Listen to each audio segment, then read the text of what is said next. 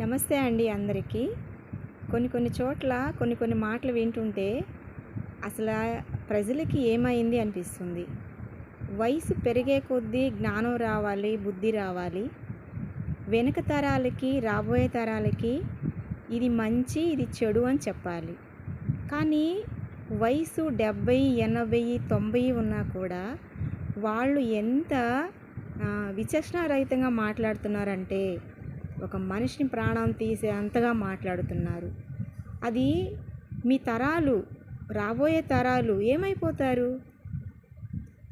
ఒక గొడవ వచ్చింది, దాని గురించి మంచిగా చెప్పండి.